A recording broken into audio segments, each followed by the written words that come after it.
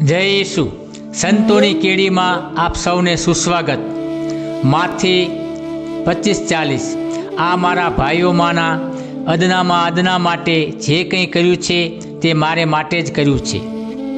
આજે 27મી જાન્યુઆરી 2026 સંત આંજેલા મેરી જે કુમારિકા હતા તેઓના તહેવારની ધર્મસભા આજે ઉજવણી કરે છે। સંત એન્જેલા મેરીજીને પ્રાર્થનામાં ઈશ્વરનો આંતરિક અવાજ અને માર્ગદર્શન મળતું હતું। મૌન પ્રાર્થના દરમિયાન તેને સમજાયું કે ઈશ્વર તેને યુવતીઓ અને બાલિકાઓના શિક્ષણ અને સંરક્ષણ માટે સમર્પિત થવા બોલાવી રહ્યા છે। પ્રાર્થનામાં તેને હૃદયમાં એવો સંદેશો મળ્યો, મારે પર સંપૂર્ણ ભરોસો રાખ, હું તને જે કાર્ય સોંપું છું તેનું માર્ગદર્શન અને રક્ષણ હું પોતે કરીશ। આંજેલાનો જન્મ ઈસવીસન 1474માં ઉત્તર ઇટાલીમાં થયો હતો। 15 વર્ષની વયે તેઓ અનાથ બન્યા। તેમણે પોતાની મિલકતનો ત્યાગ કર્યો અને ગરીબાઈનું જીવન જીવવા લાગ્યા। સંત ફ્રાન્સિસના તૃતીય મંડળ ધર્મપરાયણ અને સંસારીઓનું મંડળમાં જોડાયા।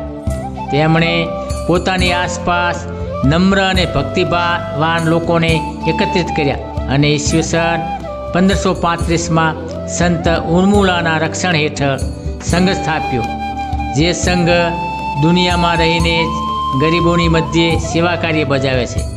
ઈસવીસન 1524માં તેમણે પવિત્ર ભૂમિની યાત્રા કરી। પછી ઈસવીસન 1525માં રોમ અને માન્ટુવાની યાત્રા કરી। ઈસવીસન 1540માં તેઓ અવસાન પામ્યા।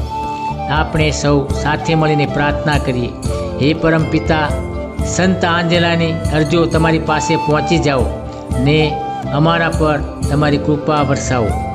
એમના પ્રેમ અને વિવેકનું અમે અનુકરણ કરીએ તથા અમારા સંદેશને નિષ્ઠાપૂર્વક અમારા જીવનમાં ઉતારીએ, એ માટે અમને સહાય કરો।